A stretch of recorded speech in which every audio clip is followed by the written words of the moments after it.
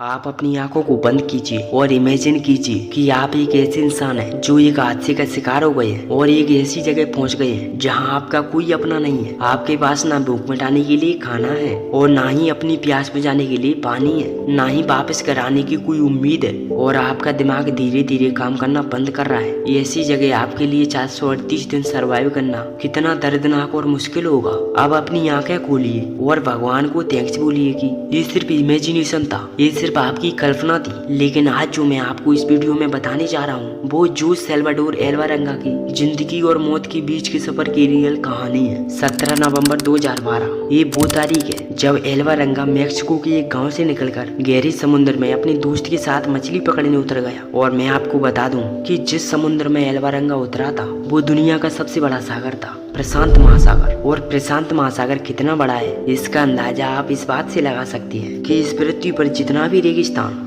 बर्फ, नदी, तालाब, झरने जितना भी है, इन सबको अगर मिला दिया जाए तो भी वो इस महासागर की बराबरी नहीं कर सकती। जब एल्वारंगा मछली पकड़ने इस महासागर में उतरा तो उस वक्त एल्वारंगा का दोस्त भी था और एल्वारंगा ने अपने दोस्त के साथ मिलकर प्लान बनाया कि वो 30 घंटे तक मछली पकड़ने के लिए निकलेंगे। और सिर्फ 30 घंटे के हिसाब से एल्वारंगा ने अपने लिए खाना और पानी लिया था, लेकिन किस्मत को तो कुछ और ही मंजूर था। थोड़ी देर तक तो सब प्लान के हिसाब से चल रहा था, लेकिन थोड़ी दूर जाने के बाद एक तूफान आना शुरू हुआ। कुछ समय तक तो हल्की हल्की हवा चल रही थी और थोड़ी थोड़ी बारिश हो रही थी, जिसे एल्वारंगा ने इग्नोर किया और आगे बढ़ता गया। ये एल्वारंगा अपनी जिंदगी की सबसे बड़ी गलती कर चुका था। एल्वारंगा को क्या पता कि ये रिस्क उसे कितना भारी पड़ेगा। जब धीरे धीरे हवाओं की रफ्तार बढ़ी तो एल्वारंगा समझ चुका था कि यहाँ बहुत बड़ा तूफान आने वाला है। इसलिए एल्वारंगा ने अपनी नाव घुमाई और वापस आने लगा। तभी जोर से तूफान आया और उसने एल्वारंगा की नाव की दिशा बदल दी। फिर एल्वारंगा ने अपनी नाव के वजन को कम करने के लिए 500 केजी वेट के बराबर की सारी मछलियाँ और अपना खाना पानी सभी सामान को फेंककर अपनी नाव को हल्का करके नाव को स्पीड में भगाने लगा। जैसे तैसे एल्वारंगा अपनी मंजिल पर पहुंचने वाला था तभी उसकी नाव का फ्यूल खत्म हो गया, जिसके कारण समुद्र की लहरों ने एल्वारंगा की नाव की दिशा बदल दी और नाव को विपरीत दिशा में धकेल दिया। और अब एल्वारंगा के ऊपर मुसीबत का पहाड़ टूट पड़ा था। और जैसे ही समुद्र की लहरों ने एल्वारंगा की नाव को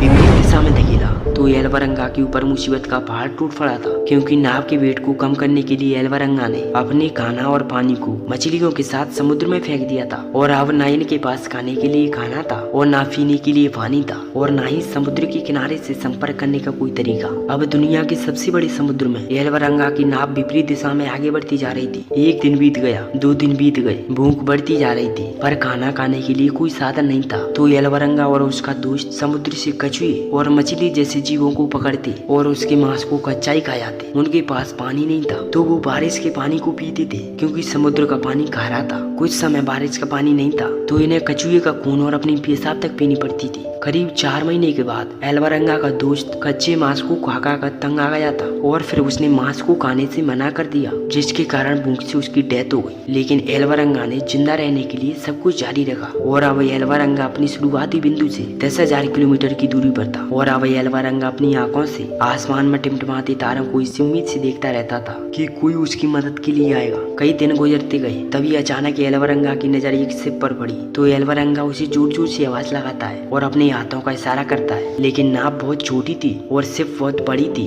इसीलिए शिप में बैठे लोगों को एल्वारंगा दिखाई नहीं दे पाता है। और इस बीच एल्वारंगा की नाव के ऊपर से कई एरोप्लेन निकले, लेकिन एल्वारंगा के पास उन्हें सिग्नल देने के लिए कुछ नहीं था। दिन गुजरते जा रहे थे, महीने गुजरते जा रहे थे, लेकिन एल्वारंगा को अपनी इस मुसीबत का हल नहीं मिल पा रहा था। एल्वारंगा गीतों और भजनों को गा गा कर ही अपने समय को काटता था। एल्वारंगा मरा तो नहीं था, पर उसकी हालत किसी मरे हुए इंसान से कम नहीं थी। वो तो एल्वारंगा की जीने की चाहत थी, जिसकी वजह से एल्वारंगा 400 दिन तक इतना टॉर्चर सहने के बाद भी जिंदा रहा। इस समय में एल्वारंगा ने अपने नाम एक वर्ल्ड रिकॉर्ड बना लिया था, जो कि इस पूरी दुनिया में कोई चाहकर भी ऐसा वर्ल्ड रिकॉर्ड बनाने की सोचेगा तक नहीं। बिना किसी सोर्स के अकेले समुद्र में 400 दिन तक रहना। और फाइनली 438 दिन बाद 30 जनवरी 2014 को उसकी नजर एक आइलैंड पर पड़ी। और जैसे ही एल्वारंगा की नजर उस आइलैंड पर पड़ी तो समझो कि एक मूर्ति में जान आ गई। वो आइलैंड एल्वारंगा की नाव से लगभग 10 से 15 किलोमीटर की दूरी पर था। एल्वारंगा ने अपनी पूरी जान लगा दी और अपनी नाव को उस आइलैंड तक ले गया। और जैसे ही एल्वारंगा उस आइलैंड पर पहुंचा तो 438 दिन बाद उसने पहली बार जमीन पर कदम रखा।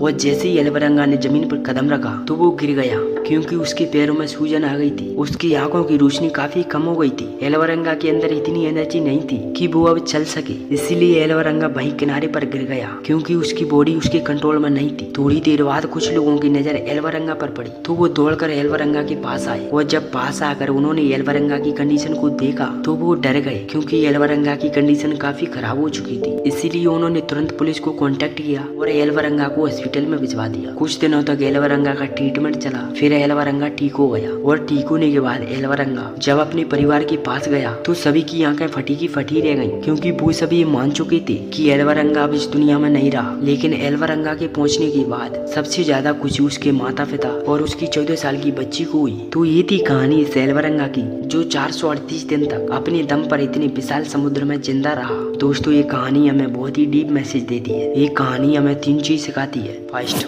मुसीबत में आपकी मदद करने के लिए कोई भी नहीं आएगा, आपको खुद ही अपनी प्रॉब्लम का सॉल्यूशन ढूंढना होगा। सेकंड, उम्मीद हमेशा आखिरी सांस तक रखनी चाहिए। थर्ड, प्रॉब्लम चाहे कितनी भी बड़ी हो, हर प्रॉब्लम का सॉल्यूशन होता है।